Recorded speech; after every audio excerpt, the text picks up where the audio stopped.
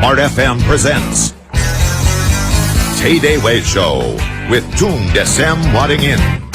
Tay Day Way Show.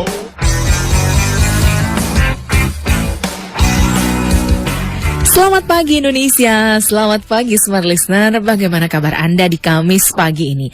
Tentunya antusias, bersemangat, dan tentu saja dahsyat.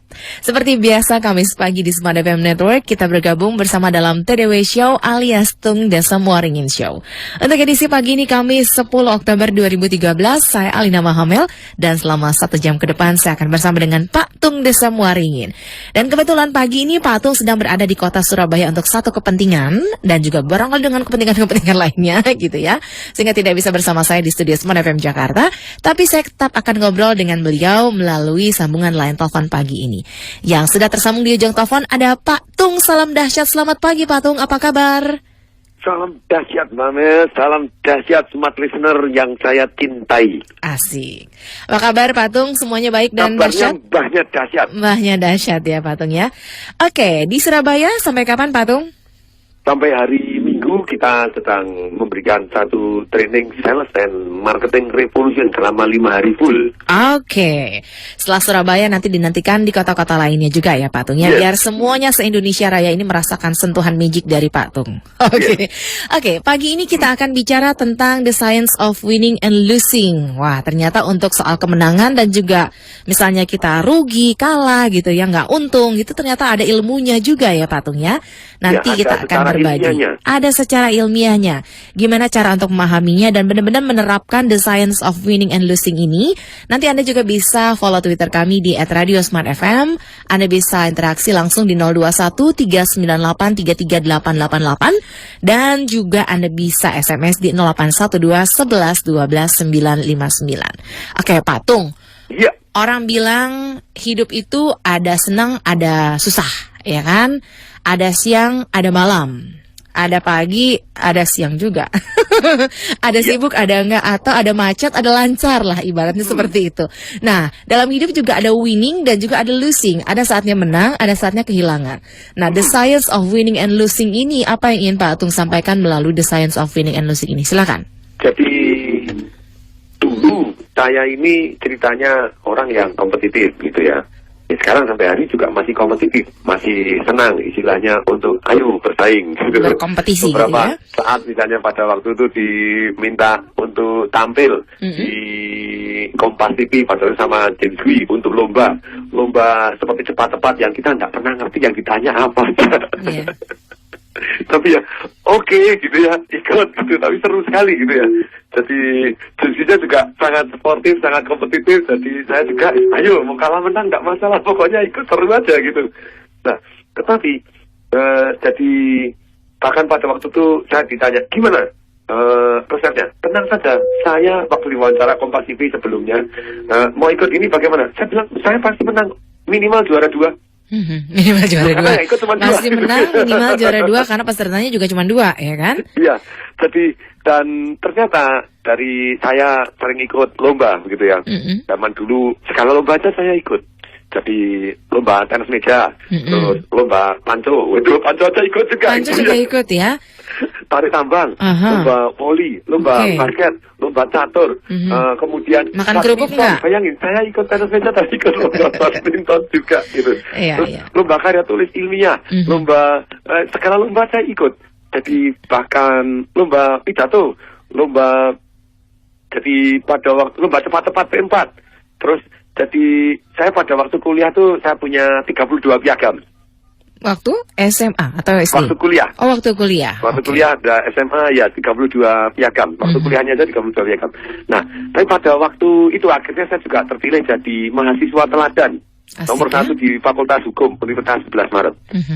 Nah, terus kemudian ternyata begitu semakin besar hari ini, dia semakin dewasa, mulai banyak belajar, baca buku, kemudian akhirnya ada satu kesimpulan bahwa orang yang menang itu bukan karena dia berlatih lebih, tapi karena bertanding lebih baik. Bertanding lebih baik. Ya iyalah, makanya dia menang. Memang betul, kita tetap harus bersiap-siap. Ada secara ilmiahnya. gitu ya. Jadi secara basic bahwa secara ilmiah kalau kita mau menang itu di awalnya persiapannya yes harus, praktisnya yes harus. Tapi ternyata pada waktu pertandingan itu sendiri ada yang membuat kita sudah menang atau kalah lebih dahulu. Secara ilmiah menang itu mudah. Satu, karena lawannya sedikit. Ya. Yang seperti saya cerita tadi pada waktu kompetisi dengan Pak James Gui gitu ya di Kompas TV, kan yang pesertanya juga. Saya bilang tenang, saya pasti juara. Pasti juara, 100% saya juara. Yeah. Pak kenapa yakin? Iya, minimal juara 2. Ya kan saya ikut 2. Lawannya cuma 1, ya kan? Lawannya cuma 1. Betapa seringnya saya ikut pertandingan, itu menang gara-gara memang saingannya sedikit. Oke. Saya ikut lomba karya tulis ilmiah begitu ya. Iya. Ternyata pada waktu ikut lomba karya tulis ilmiah, yang ikut nggak banyak. Ya, jadi begitu saya lomba saya juara 3. Kenapa juara 3? Karena yang ikut cuma 5. Ya. Nah, saya cuma ngalahin 2 gitu ya.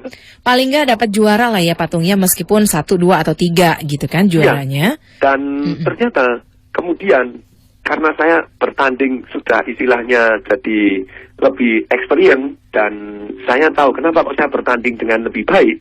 Karena saya tahu yang dinilai.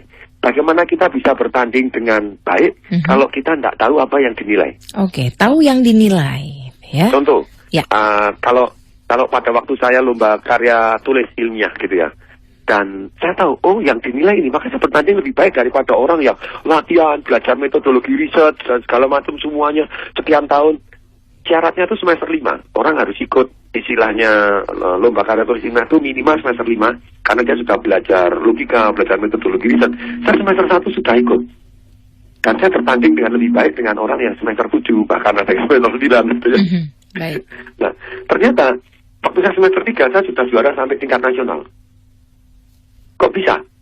Ya karena saya bertanding dengan lebih baik daripada mereka yang senior-senior saya yang sudah semester 7, semester 5. Bukan masalah latihan lebih banyak. Tapi bertanding lebih baik. Oke. Nah, nanti kenapa bertanding lebih baik? Karena sudah tahu aturan mainnya mana yang dinilai. Oke, tahu aturan mainnya dan tahu apa yang dinilai gitu ya, Patung ya. Kalau kita tidak tahu, kita tidak pernah tahu poin mana yang kita bisa penuhkan lebih dahulu. Oke. Siap. Nah, ini kan dari pengalaman Patung ya, dari realnya misalnya kayak Patung ikut lomba karya tulis, lomba pemilihan siswa teladan, mungkin lomba-lomba lainnya gitu ya. Selain karena lawannya sedikit atau saingan sedikit kita pasti menang, kita juga bisa memastikan bahwa kita akan menang ketika kita tahu aturan mainnya, ketika kita tahu apa yang dinilai, dan juga persiapan itu juga paling penting ya Patung ya. Iya. Nah, persiapan yang untuk jadi gini, tapi persiapan itu belum tentu membuat orang menang. Persiapan belum tentu membuat orang menang. Oke, catat. Contoh gini, jadi misalnya pada waktu saya lomba cepat-cepat P4, itu ada orang yang hafal banget. Tapi pada waktu lomba, itu kalah melulu. Kenapa? Tahu karena kenapa? Dia tidak berani ngetet. Perlu keberanian juga kan, ya kan? Dan kecepatan juga kan Patung, kalau misalnya lomba-lomba kayak gitu kan perlu kecepatan juga. Kalau boleh kan? ngomong misalnya, contoh, pada waktu saya ikut lomba cepat-cepat P4, Tom December ini bukan yang paling pintar. Tapi? Yang paling berani ngetet. Yang paling berani, paling cepat mencet bel ya. Iya, bahkan saya seru sekali. Saya kan partneran dengan satu teman yang paling pintar satu angkatan saya. Dia pintar sekali. Pada waktu di kelas itu ketahuan bahwa dia pintar, dia serba tahu. Pada waktu penataran P4 program 100 jam gitu ya zaman dulu. Ketahuan sekali, ini orang semua tahu, ini hebat banget. Ya, pada waktu lomba cepat-cepat saya jadikan tim saya aja. Memilih tim kan sudah penting dong. Iya. Memilih teman. Cuma dia kalau tet-tetan itu kalah gitu ya. Dia tidak berani ngetet. Jadi pada waktu cepat-cepat gitu kan harus cepat-cepat toh. Ya saya ngetetin. Gue tet. Saya singgol dia. Kamu jawab. Saya tendang. Lah kamu yang ngetet. Kamu yang jawab. Jadi memang ada pembagian tugas. Siapa yang mencet, siapa yang jawab. Dan Patung kebagian mencetnya gitu ya. Akhirnya kebagian menangnya juga. Di Kompas TV kan saya tahu aturannya dulu. Saya tanya pada waktu itu sama Pak Helmi Yahya gitu ya. Kalau saya tet, itu kalau salah, dikurangi nggak nilainya? Ternyata enggak. Terus saya tet terus saja. Oke.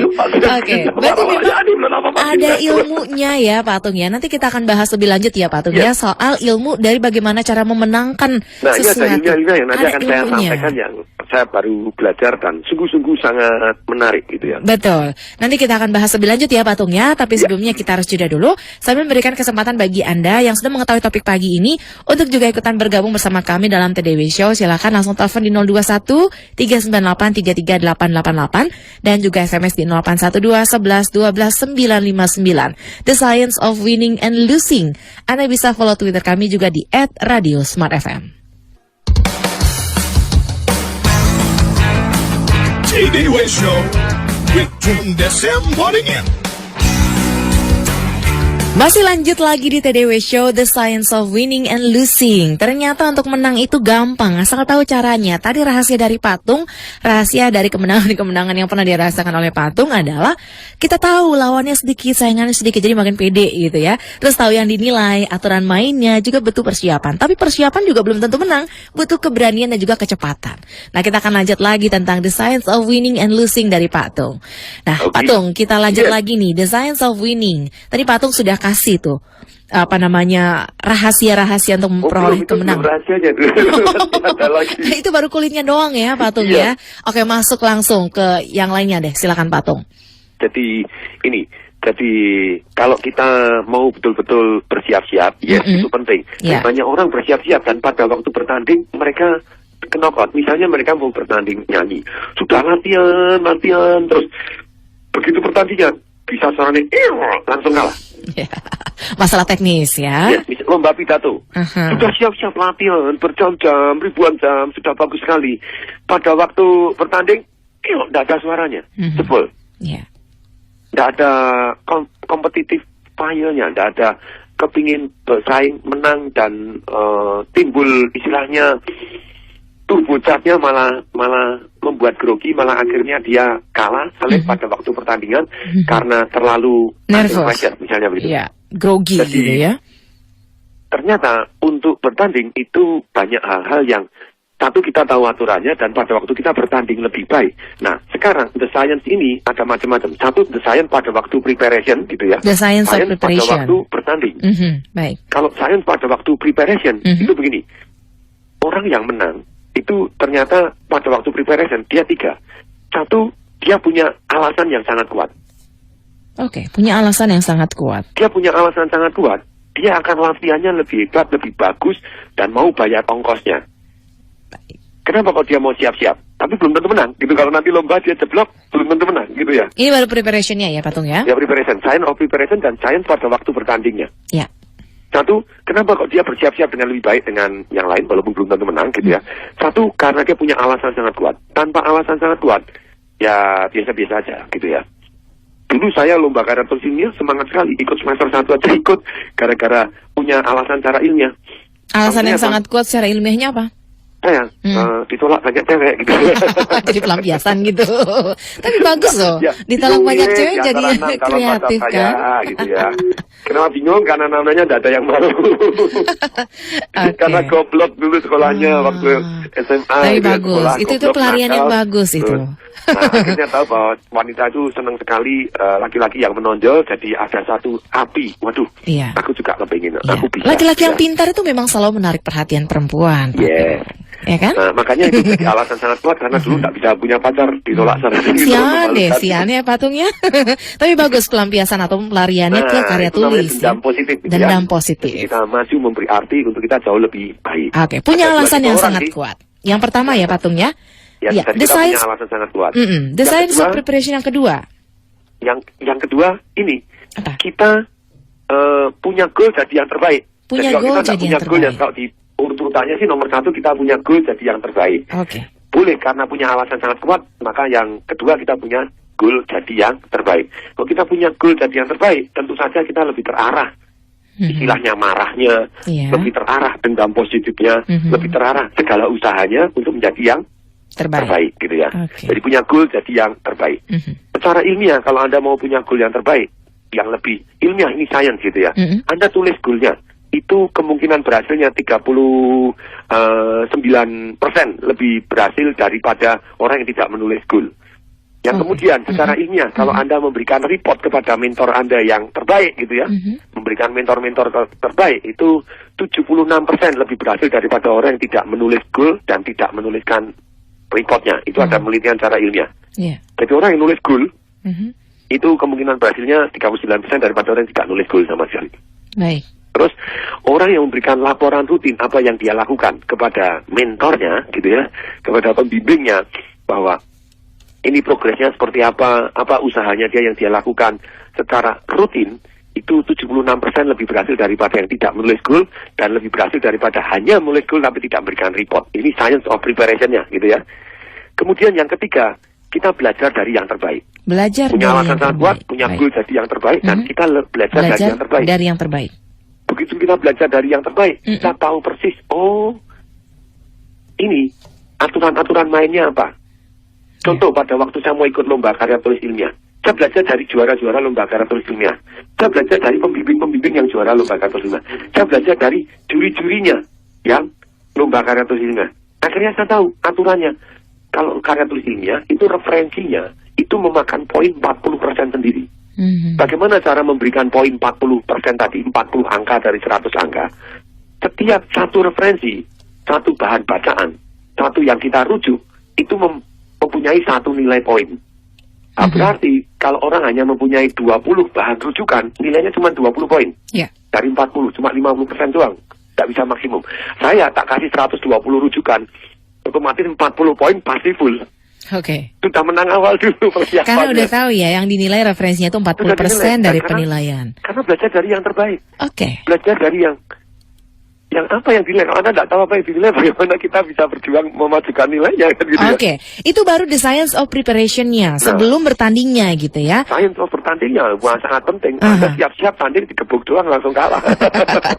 Tapi science of preparation itu probability untuk menentukan kemenangan itu berapa banyak dibandingkan dengan saat eksekusinya atau saat pertandingannya, Pak Tung? 30% maybe. 30% more? Atau lebih dari itu? Menurut dugaan saya, ya orang kan yang ada yang mengagung-agungkan, preparation Yeah. gitu. Yes, tapi ternyata setelah saya semakin belajar, preparation is only 30%. Preparation is only 30%? Jadi it's not who practice more, tapi kalau preparationnya dengan cara tadi istilahnya sudah siap-siap dan Anda mengetahui aturan pertandingannya, jadi bisa 50%. Okay. Tetapi tetap kalau Anda istilahnya tidak compete pattern, the science of bertandingnya tidak jelas, Anda begitu tampil langsung kalah. Tidak peduli Anda siap-siapnya kayak apa. Ya. Oke. Nah, Pak Tung, ketika kita sudah well prepared gitu ya, the science of preparation-nya sudah punya alasan yang kuat, kemudian punya goal jadi yang terbaik, juga sudah belajar dari yang terbaik gitu ya. Nah, ketika suasana pertandingannya itu apa yang kemudian harus kita miliki, Pak Tung, biar preparation ini bisa berjalan? Seringkali kan seperti yang Pak Tung cerita juga tadi kan, preparation-nya udah oke, tapi kemudian ada persoalan teknis yang itu di luar kontrol kita, di luar kuasa kita gitu kan. Nah, itu how to handle-nya itu, Pak Tung. Dan, bagaimana mengatasinya? Jadi bagaimana menimbulkan satu yang namanya competitive fire. Kompetitif? Competitive fire. Maksudnya competitive fire itu, sebentar, sebelum saya jelaskan tentang competitive fire, itu saya akan cerita bagaimana di Olimpiade Beijing gitu ya. Oke, silakan Pak Tung. Itu ada pertandingan renang 4 kali 100 meter. Pada waktu itu pemegang rekor dunia itu ada Alain Bernard dari Perancis. Iya. Dan waktu 4 kali 100 meter, si Perancis sudah ngomong, kita juara dunia kali ini. Kalau dilihat waktunya perorangan dari 100 orang ini, kita juara dunia. Amerika tidak mungkin menang, gitu ya. Australia juga tidak mungkin menang. Kita akan juara satu, gitu. Jadi si Alain Bernard sudah memberitahu bahwa we will the champion, gitu ya. Nah, ternyata pada waktu lomba, pada waktu itu ada juga ada orang yang juara juga, yang namanya juara dapat medali emas 8 kali. Siapa? Masih ingat gak? Yang perenang? Perenang. Sebentar, saya lupa. yang dari Amerika itu bukan? Iya, dari Amerika. Ini malah jadi tebak-tebakan. Oke. Itu Michael Phelps. Ya, Michael Phelps. Nah, Michael Phelps bukan juara 100 meter. Dia juara 100 meter terus kayak kupu, golek kayak oke. Tapi yang 100 meter freestyle kayak bebas enggak. Nah, pada waktu lomba yang sebetulnya yang sangat calon juara dunia lagi juga ada satu yang namanya orang Australia, Sullivan namanya. Gitu ya. pada waktu kan 4 kali 100 meter terjun pertama jebret itu pertama kali yang terjun adalah Sullivan sama yang Michael Phelps itu yang dari Amerika. Sullivan nomor 1 gitu, kecepatannya 47 detik,24. Yang nomor 2-nya di belakangnya adalah Michael Phelps gitu ya. Yang dari Perancis karena memang yang terjun bukan yang juara dunianya nomor 3 gitu ya. Kemudian pada babak yang kedua, 100 meter kedua yang nyentuh itu sudah mulai. Jadi si Perancis sudah mulai balap. Babak ketiga sudah setengah badan, Perancis sudah membalap. Yang babak terakhir, jadi perenang yang terakhir adalah Perancis Alain Bernat. Alain Bernat pada waktu dia loncat, padahal dia juara dunia dan pemegang rekor dunia, dia sudah menang 1 badan. Nah kemudian yang kelima dari Amerika itu namanya Jason Lesak. Jason Lesak itu umurnya 32 tahun, perenang yang paling tua. Pada dia terjun, waduh, ini ketinggalan 1 badan. Bukan 1 badan, seluruh tubuh sama kaki gitu ya. Dan yang di depanku ini adalah juara dunia, pemegang rekor dunia. Dan si Lesak ini, dia tahu, dia kan sudah hafal sama dirinya sendiri. Dia paling pol 48 detik. Nah sedangkan ini pemegang rekornya 47 detik. Sudah start duluan 1 badan. Kemudian bilang, aku ngebut. Kalau aku hemat nafas, itu tidak mungkin menang sudah. Tapi dia punya dilema, kalau aku tidak hemat nafas, nanti biasanya kurang 30 meter, aku paru-parunya sudah meledak. Kalau aku nekat pol lagi, kurang 15 meter, kurang 10 meter sebelum finish, saya sudah kolaps. Sudah mati, itu sudah latihan, dia sudah tahu gitu ya. Jadi dia harus hemat nafas gitu ya. Jadi mana? Tapi dia tidak mau hemat nafas. Aku kalah nih kalau hemat nafas, mesti kalahnya. Jadi aku harus menang. Karena ada temanku, ya nanti kalau kalah 3 di bendera Amerika juga, temanku juga akan nyesel gitu ya. Dan nanti Michael Phelps tidak bisa mendapatkan medali emas ke-8-nya dia, tidak bisa ngalahin rekornya zaman dulu, Max Speed zaman dulu yang dapat 7 medali emas. Dan dia terpacu kepengen supaya temannya memecahkan rekor dan Amerika memecahkan rekor supaya menang. Dia ngebut, nekat memutuskan ngebut. Pada waktu dia ngebut, 50 meter pertama, wih, sudah sepinggul. Jadi dia ngejar Alain Bernat yang tentu saja ngatur napasnya dengan baik ya. Dan sudah 1 pinggul, dia mendadak ada harapan. Wih, berarti kalau saya ngebut gini, saya bisa nyusul Alain Bernat yang juara dunia, yang notabene adalah pemegang rekor dunia saat itu. Ngebut terus sudah 1 pinggul. Wih, pokoknya saya pongkas, mati mana harus pongkas. Begitu 75 meter, wih, hampir 1 kepala. Dia sudah ada harapan. Dengan paru-parunya dia yang sudah hampir meledak. Nah ini yang seru. Paru-parunya sudah meledak, badannya sudah rasanya sakit, tak karu-karuan, semuanya tetap mau gas. Nah, terus kemudian, tapi kecelakaan ini, nanti kalau aku ini sebentar lagi bisa mati. Tapi dia melihat progres, nah ini, melihat progres. Begitu dia melihat progres, persaingannya begitu dekat, tinggal 1 kepala ini. Kurang 15 meter lagi, kurang 1 kepala. Dan tetap ngebut. Di luar dugaannya, biasanya dia sampai poin di mana badannya dia bilang, mati langsung ngambang, tidak kuat, napasnya meledak sudah tidak kuat lagi. Mendadak dia dapat istilahnya satu yang supercharger atau second blow, second angin yang kedua. Dia ngebut lagi yang tidak pernah dia rasakan. Dalam level 15 menit dia mendadak bisa 15 detik dia bisa nyamai Lesak dan dia akhirnya dapat medali emas dengan selisih 1 lengan, tepat gitu juara. Dan sungguh ajaib. Ditepuk tanganin gitu ya, dia melihat waktunya 46 detik 06. Dan tahu nggak bahwa 46 detik ini 2 detik lebih cepat dari segala rekor yang pernah dia latih selama hidupnya dia, si Lesak ini. Dan juara dunianya pun besoknya 2 hari kemudian juara dunianya itu rekornya dari Sullivan ngalahin Alain Bernat gitu ya, itu 47 detik. Jadi dia di dalam tim itu bisa 46 detik. Jadi tetap 1 detik lebih cepat dari juara dunia perorangan. Kok bisa? Kok bisa? Yang namanya competitive fire tadi. Competitive fire ya, Pak Tom ya. Kalau kita dalam bertanding, kita bisa mengeluarkan satu yang namanya competitive fire ini. Ternyata performance kita akan meningkat, bahkan even better dari juara dunia. Ini sangat sainsnya gimana? Tadi kita jelaskan. Nanti kita bahas ya, Pak Tom ya. Competitive fire ini. Apalagi tadi Patung sudah kasih contoh yang sangat jelas dan juga sangat gamblang banget tentang bagaimana competitive fire ini kemudian bisa menimbulkan semangat yang baru lagi ya Patung ya. Padahal udah hampir gitu ya, tapi tiba-tiba muncul lagi semangat barunya. Nanti kita akan bahas gimana bisa memiliki competitive fire itu, tapi sebelumnya kita akan jeda dulu ya Patung ya. Kita akan dengarkan dulu beberapa informasi komersial berikut sebelum kita lanjutkan kembali TDW Show. TDW Show. with Tung Desem Waddington. Kita masih membahas mengenai the science of winning and losing. Masih bersama dengan Pak Tung Desem Waddington yang luar biasa dahsyat pagi ini ya. Dan silakan Anda bisa follow Twitter kami di @radiosmart_fm atau SMS dan juga telepon untuk langsung ngobrol dengan Pak Tung. Untuk ngobrolin tentang bagaimana sih cara mendapatkan competitive buyer seperti yang tadi sudah dijelaskan dan juga sudah sangat dicontohkan oleh Pak Tung. Oke Pak Tung, tentang competitive buyer gitu ya. Ketika kita mendapatkan semangat kedua dalam sebuah pertandingan gitu Pak Tung. Nah Pak Tung sendiri kalau misalnya itu diterapkan misalnya dalam dunia bisnis gitu ya Pak Tungnya saat ini, competitive buyer itu seperti apa sih Pak Tung? Di tengah-tengah kita merasa aduh ini kayaknya kita nggak bakal menang nih, tiba-tiba kita mendapatkan semangat kedua di situ Pak Tung, sehingga kita otomatis kayak ya udah langsung terpacu gitu untuk bisa menang. Itu tuh gimana cara untuk ngedapetinnya Pak Tung? Jadi yang namanya competitive buyer itu sebelumnya harus saya jelaskan lebih dahulu. Ada dua tipe. Satu yang positif, satu yang negatif. Oke. Semangat bersaing itu ada yang positif, ada yang negatif. Ada orang yang tidak suka terhadap persaingan di dalam bisnis. Ada yang tidak suka dibuatkan sales contest. Padahal biasanya kalau dibuatkan sales contest di penelitian 60 tahun yang sudah ada dikumpulkan ini oleh satu universitas gitu ya. Ada yang profesor, ada yang dalam macam bisnis wise gitu. Ternyata orang yang dibuatkan sales contest itu rata-rata naik minimal 10%. Rata-rata naik di 50% penjualannya dengan adanya sales contest tadi. Dan akhirnya ada yang 200%, ada yang 300%, tergantung. Tapi rata-rata 50%, minimal 10% naik.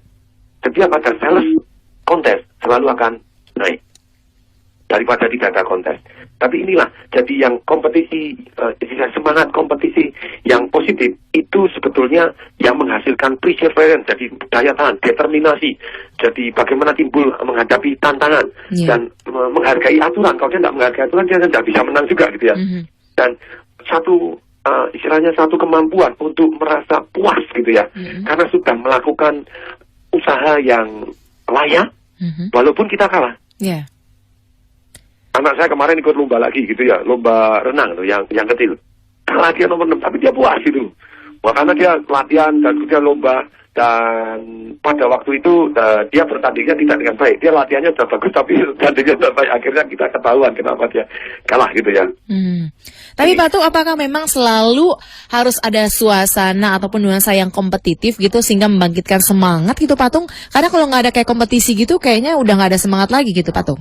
Jadi memang harus dibuat seperti itu suasananya. Sebetulnya ya. Jadi kenapa saya pada waktu kuliah itu saya penuh gairah pada waktu kuliah gitu ya. Penuh gairah apa yang dikompetisikan saat itu? Gairah belajar, gairah berteman, masuk ke kampus, senang gitu ya. Full gairah di mana teman-teman loyo, saya bergairah. Karena saya ikut banyak pertandingan. Karena ikut banyak kompetisi ya? Iya, begitu ikut banyak kompetisi. Ini orang-orang di dunia olahraga tahu kok. Kalau mereka hanya berlatih, tidak pernah bertanding. Semangatnya turun. Bosan kok, nggak mau olahraga lagi. Benar. Latihan poli cuma latihan semet, gini blok, nggak pernah bertanding. Itu ibaratnya ya. Sementara saya nggak mau latihan. Ibaratnya yang latihan band tapi nggak pernah tampil gitu ya. Males juga latihannya ya. Latihan band doang, latihan toh. Nggak pernah tampil itu susah ya. Semangatnya hilang. Aku memang nuansa suasana kompetisi ini memang harus ada gitu ya Pak Tung ya. Ya. Oke. Nah, suasana kompetisi ini gitu ya, memang ada. Sekali lagi saya jelaskan bahwa yang ada yang positif, ada yang negatif. Yang negatif itu ada orang yang tidak bisa menerima kekalahan. Terus mereka harus merasa menjadi yang terbaik di semua hal. Jadi tidak mungkin kalau orang yang positif itu dia tahu bahwa dia tidak mungkin jadi yang terbaik di seluruh hal di setiap saat juga. Mungkin dalam hal ini saya terbaik di sini, kalah besok gini, itu namanya sportif, kompetitif yang sudah terlatih di dunia olahraga. Itu biasanya baik-baik saja gitu ya. Teman-teman saya yang dulu olahraga dan sepeda yang saya perhatikan di dalam kondisi bisnis, dalam bisnis mereka sportif. Kalah ya udah ngakui kalah, besok next genjot lagi. Tapi yang mungkin tidak pernah bergerak di dunia olahraga dan punya yang negatif semangat kompetisinya. Nah, dia tidak pernah bisa berhenti kalau priwit sebetulnya sudah pertandingannya selesai, tetap aja kepengin menang. Padahal dia sudah dinyatakan selesai, dan kemudian dia kepengin menarik orang harus bertanding dengan memprovokasi gitu ya, dan bahkan dia akhirnya karena dia kepengin sekali menang di segala bidang walaupun dia bukan bidangnya, dia akhirnya ya curang gitu ya, supaya dia menang. tidak kompetisi yang tidak bagus. Tapi sekarang bagaimana menimbulkan semangat kompetisi yang positif tadi? Nah ini sains secara ilmiah. Ini sebetulnya penelitiannya sudah dimulai di tahun 1898. Seru toh? Jadi orang yang meneliti tentang semangat kompetisi ini di tahun 1898 ada satu orang yang namanya Norman Triplett. Itu dia ngambil master di Indiana University. Itu hasil penelitiannya seru. Jadi anak-anak yang disuruh lari gitu ya, disuruh lari, ternyata ada 225 anak yang disuruh larinya di atas mesin begitu ya. Larinya berapa dalam ini dapat berapa detik gitu ya. Jadi ternyata anak-anak yang dikasih kompetisi dibanding dengan yang anak lari sendiri, itu 50% anak yang begitu dikasih kompetitor yang hampir mirip kecepatannya dengan dia, 50% improve dramatis.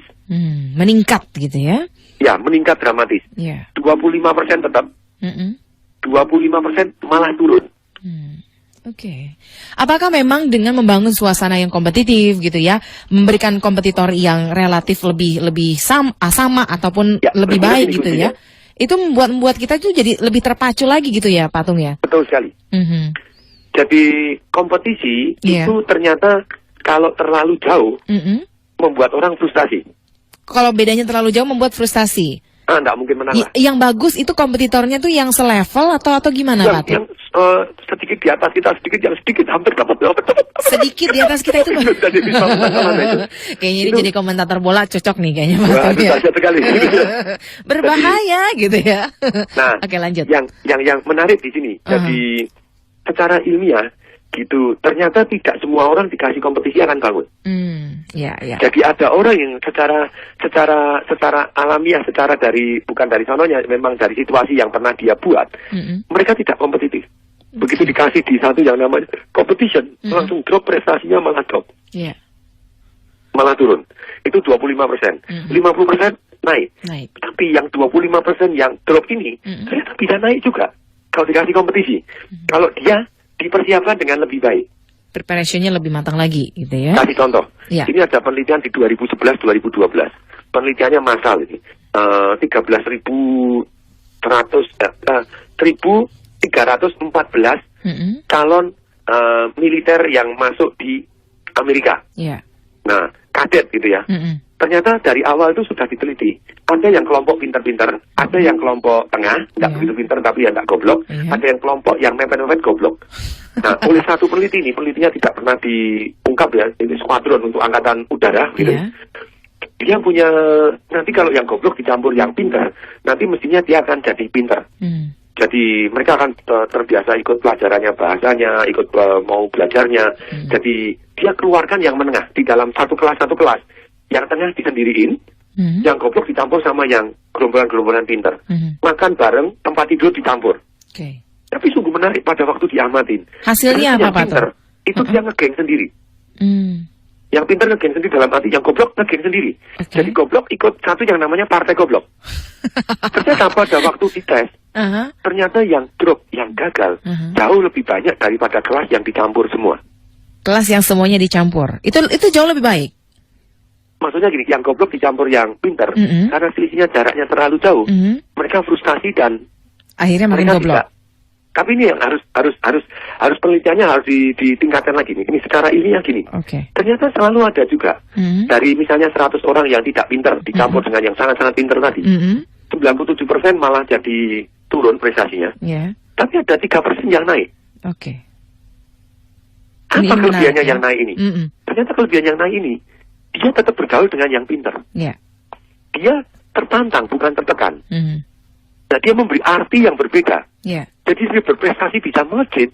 Gara-gara ketika bergabung dengan pinter, dia memberi arti yang berbeda. Terus kemudian dia mau usaha yang lebih dan dia belajar cara belajarnya. Contoh, saya sendiri ngalami pada waktu saya SMA. Waktu saya SMA, saya bergaul dengan yang pinter-pinter. Dulu nilai kimia saya, seringkali saya ceritakan dalam seminar, saya itu dapat nilai 2 dalam kimia. Bukan nilainya 2, soal 40, betul 2. Nilainya 0, gitu ya. Dan itu soal 40 saya betul 18, dan saya ketinggalan sekali dalam kimia, karena sibuk tenis meja pada waktu itu. Nah kemudian, Kemudian saya bergaul dengan juara dari SMA Negeri 1, les bareng. Terus belajar bareng dengan juara dari SMA Negeri 3, minimal juara 3 kelas gitu ya. Ranking saya sendiri ranking terakhir, gurunya sampai gemes. Karena saya ketinggalan sekali, kasih soal nggak bisa karena bergaul dengan yang sangat-sangat hebat. Ya, lalu apa hasilnya ketika Pak Tung sudah bergabung dengan yang pintar-pintar dalam bidang kimia itu, Pak Tung? Hasilnya? Beda dengan orang lain. Baik. Saya ketika les bareng dengan teman-teman yang teman-teman saya yang bodoh mendadak nggak mau les. Karena menyerah itu jauh banget, aku ketinggalan, aku malu, aku gini. Saya enggak. Saya bahkan sama gurunya sampai ngomong sorry Tung ya, ngomong sorry sampai 3 kali. Dulu kamu kecil pernah step. Kurang ajar banget. Dianggap pernah step, panas, kejang-kejang, terus gedenya dianggap goblok gitu ya. Saya nggak pernah step, tapi gedenya goblok karena nggak belajar. Oke, Pak Tung, ditahan dulu ceritanya ya. Saya tahu ini ceritanya bakal jadi menarik banget, karena ini satu fakta yang menarik tentang hasil penelitian ketika ada kelompok yang digolongkan, misalnya ada kelompok pintar, kelompok yang menengah, dan juga kelompok yang tidak pintar, katakan seperti itu. Apa yang terjadi pada 3 kelompok itu ketika digabung, ketika dipisah, ataupun ketika mereka berkumpul dengan kelompoknya masing-masing gitu ya Pak Tung? Karena banyak sekali contoh-contoh yang kemudian biasa aja, tapi ada juga yang di kelas campur. Sebenarnya efektif yang mana sih dari sisi the science of winning and losing-nya? Nanti kita akan jawab ya, bagaimana meningkatkan performance. Dan ini juga bisa langsung diaplikasikan dalam dunia bisnis juga. Nah, jangan kemana-mana, biar makin penasaran. TDW Show akan kita tahan dulu untuk beberapa informasi komersial berikut. Nanti kita akan lanjutkan kembali di segmen terakhir. TDW Show with Tung Desem Waddingin. Kita lanjutkan kembali TDW Show pagi ini. Sebelum saya ke Pak Tung, saya akan membacakan komentar dan juga SMS yang sudah masuk di SMS Smart FM pagi ini di 0812 11 12 959. Pak Tung, saya ke SMS dulu ya Pak Tung ya. Nanti tolong dikomentari. Ini pendapat-pendapat dari Smart Listener mengenai apa yang dibahas oleh kita pagi ini. Untuk memenangkan pertandingan, Pak Tung harus dikuasai 4 knowledge, yakni product, kompetitor, company, dan juga customer knowledge, dan juga negotiation skill. Semuanya perlu dilatih secara terus-menerus. Nah, mohon advice apa lagi yang perlu ditingkatkan Pak Tung selain latihan? Terima kasih dari Pak Sasongko.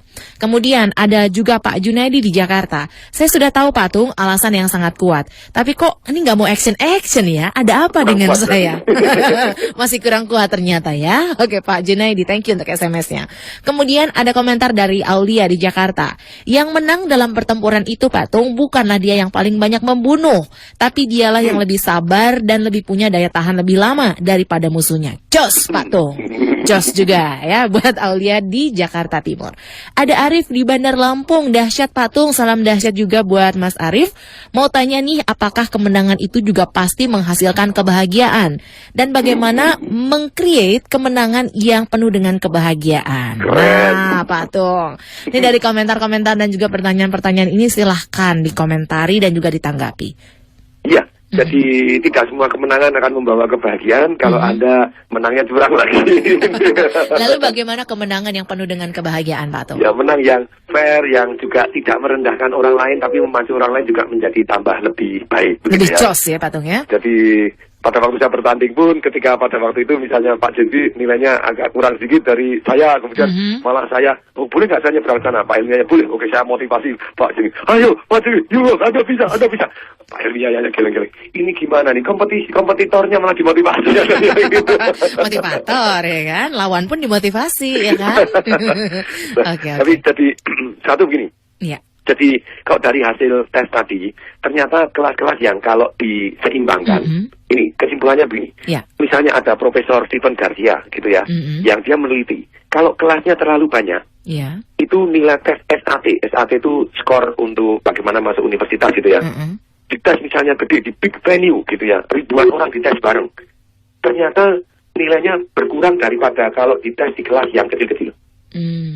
Ini ada orang pada waktu dites cognitive reflection test, jadi kemampuan kognitifnya gitu ya, dites pada waktu dites kecepatan speednya, mereka dikasih tahu, kita mau cari ya siapa yang terbaik di antara 10 orang.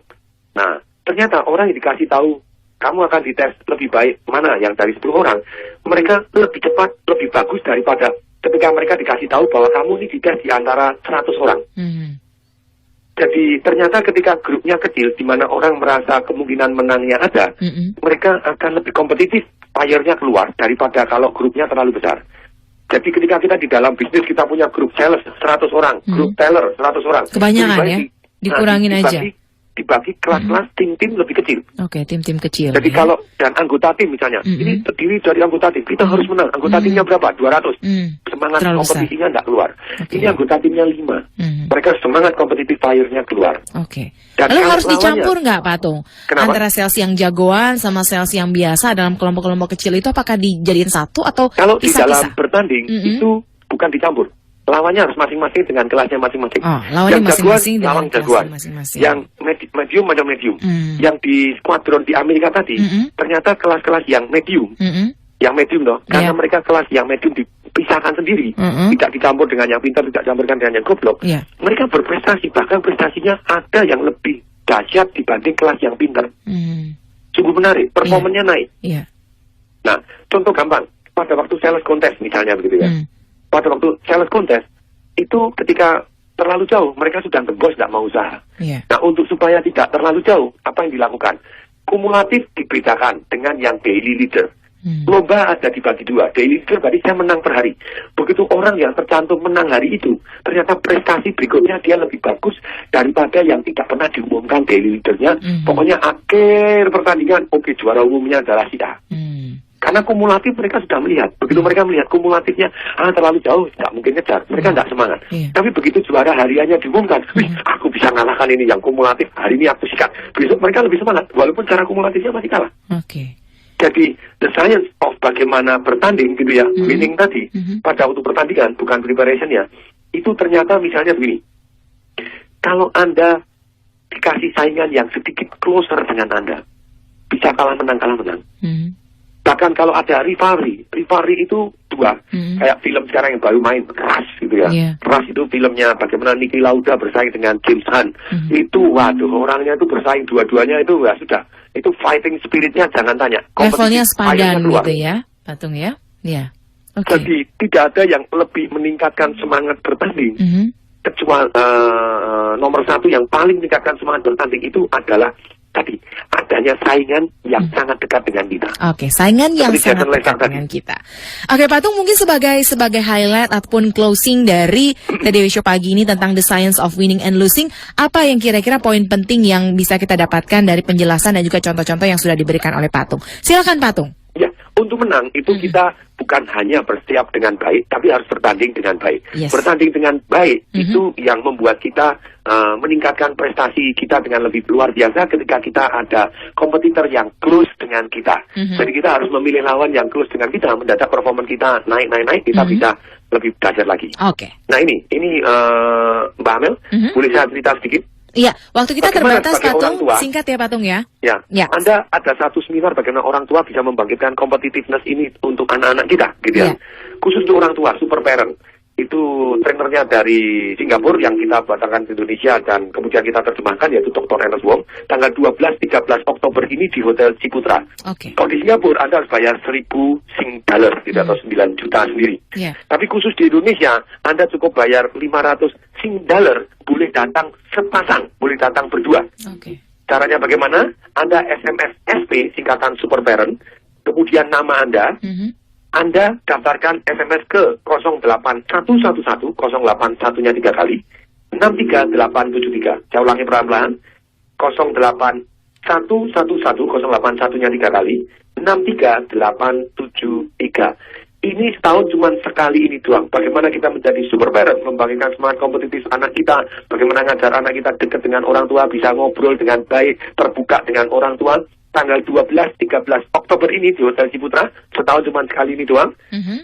Iya, langsung harusnya mendaftar ya. $1.000 kalau di Singapura, gitu ya. Anda cukup $500 bahkan boleh datang berdua dengan pasangannya. Iya, ketikan SP singkatan dari Super Parent, spasi nama dan kirimkan ke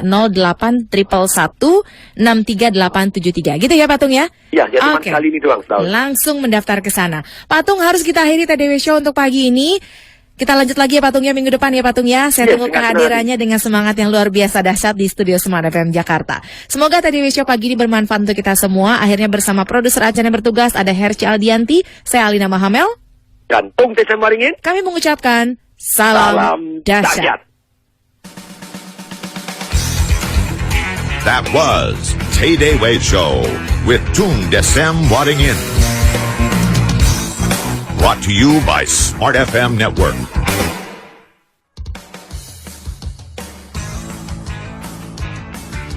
Smart FM Terima kasih untuk menyimak sajian MDW Pro Radio. Jangan lupa untuk subscribe, like, share, and comment.